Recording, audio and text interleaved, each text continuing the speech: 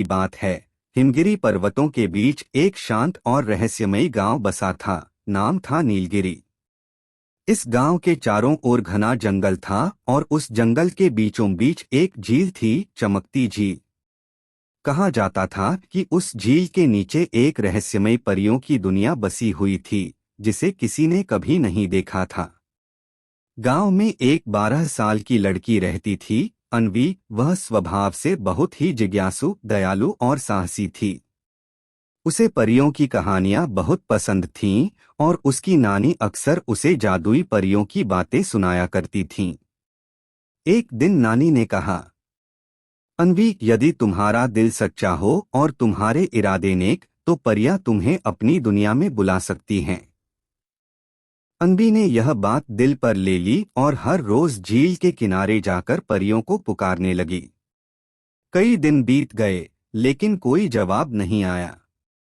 फिर एक दिन जब आसमान में इंद्रधनुष निकला था और झील में हल्की सी चमक उठी, तभी झील के पानी में हलचल होने लगी।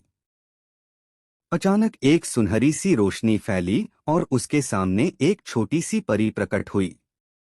वह परी मुस्कुराकर बोली, अन्वी, तुम्हारी सच्चाई और धैर्य ने हमें आकर्षित किया है। मैं तारिका हूँ, परीलोक की संदेशवाहक। क्या तुम हमारे साथ चलना चाहोगी?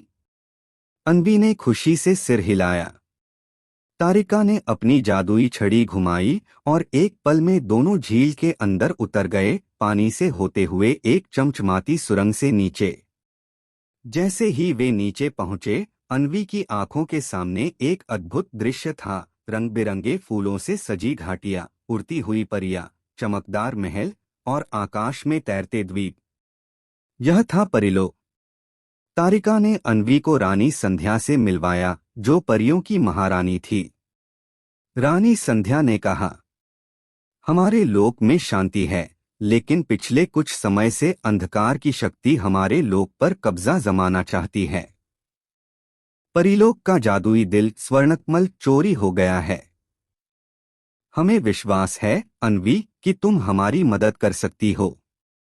अन्वी पहले तो घबरा गई, लेकिन फिर उसने साहस जुटाया और कहा, मैं आपकी मदद जरूर करूंगी, चाहे कुछ भी हो जाए। रानी संध्या ने उसे एक जादुई हार दिया, प्रकाशमणि, जो केवल सच्चे दिल वालों को शक्ति देता था। अन्वी और 3 परियां, तारिका, मीनल और बूंदी, निकल पड़ी अंधकार के दुर्ग की ओर।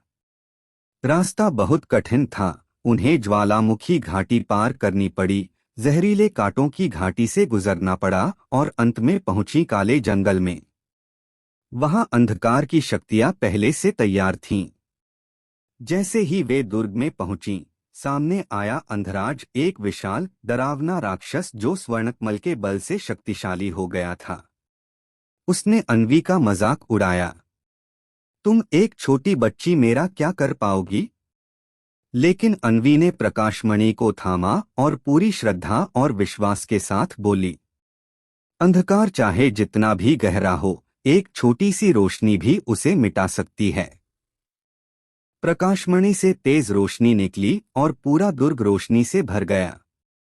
अंधराज चिल्लाया और धीरे धीरे उसकी शक्ति खत्म होने लगी। अंत में वह राख बनकर बिखर गया। स्वर्णकमल वापस मिल गया और परियां खुशी से झूम उठीं। रानी संध्या ने अन्वी को गले लगाते हुए कहा, तुमने न सिर्फ परीलोक को बचाया, बल्कि हमें दिखाया कि इंसानों में भी कितना साहस और प्रेम छिपा होता है।